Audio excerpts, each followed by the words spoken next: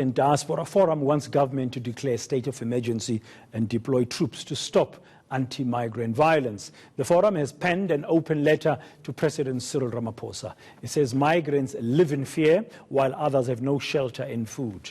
About 12 people have been killed in the violence and dozens of shops destroyed. The group believes there's no political will to find a long-lasting solution. South African businesses operating in Nigeria, meanwhile, have faced retaliatory violence.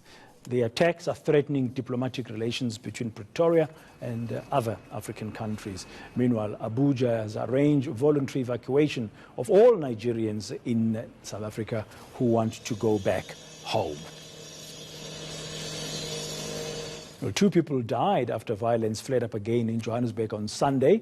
At least 12 people have lost their lives since the start of the attacks, and dozens of shops have been destroyed. Our reporter, Linda Guhle, is joining us now from Johannesburg CBD. Linda Guhle, a very good morning to you. Well, it looks like the situation still remains tense in areas surrounding Jeppestown, Malvern, and the likes this morning. Well, that's right, Praden, but what we can take as a positive note is that there hasn't been the flaring up of those protests, or should I say the demonstrations by some of the residents here. We understand that these protests started here in Johannesburg, particularly in Jeppestown, but we are with one of the leaders, Induna, from one of the hostels, who's just going to take us through what is it exactly that is the grievances of some of the residents who have taken up arms, particularly after the breaking down of that meeting with Prince Mangosuthu Buthelezi, the former IFP leader. But Baba, first and foremost, before we go to the meeting, just to what is it exactly that Abahlali want from government? What I've heard in buses and taxis, trains, is that the people are so concerned that in companies, the companies that are taking advantages of these foreign nationals, they hire them because they can accept any kind of salary. Secondly, it is believed that they are buying houses from the human settlement. That's why it delays some people from South Africans from occupying their houses. Thirdly, drugs. So drugs. Yeah, and main issues, yes. And as those main issues are a concern, we understand that in fact Prince Mangosuthu Buthelezi Umntwana did come and try to call for calm, but that meeting broke down Sunday. But just take us through why is it exactly that meeting broke down? There was an earlier planned meeting by the Minister of Police, Cele. So it was postponed because he was respecting that there was Mkosi Mklang in KZN. So Dr. Inkosi Buthelezi decided to come because of the situation, but he came in his capacity as himself and also as a prominent figure in the country. He wanted to come and stop the violence because he's known for that actually. He has got a good record in that, so that's why he came. But there were some group that were unruly, that behaved very bad because they say they want to see the government, not that they prefer to see the government on a good terms. No, because they want to place their demand in the government.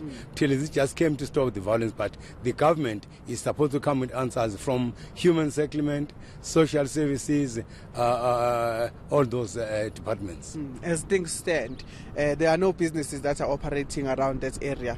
But what is the plan as you try and wait for government to come and hear the concerns? What are people saying they are going to do at this stage? Because we see it's very calm today. We are still pleading with the people to try to be patient until the government arranges the meeting, because they need their voices to be heard actually about this. And just very quickly, we understand now that Ingonyama, King Zwelithini, did say that he's sending a delegation to try and come himself here to mediate, or rather to speak with the people from Johannesburg. But just take us through what is the plan there as far as you know. I've heard that in papers as well, but the king will finally come because it is his people. But the violence actually is not about the Zulus, it's about all over in the country, even the people who are not speaking Zulu. It's all over actually, but the king is coming because his people are also involved. We cannot deny that. His people are also involved. So we are trying to stop these people. He is coming. I think it is implied that he's coming at any time. He will come. He's going to arrange to come here. And do you think the people will listen to him when he calls for calms and calls for an end to this violence? Because he is the king, and also Shenge also is well respected as well. It is not that they are against that, because I've heard someone once saying, we don't have a problem with you, Shenge.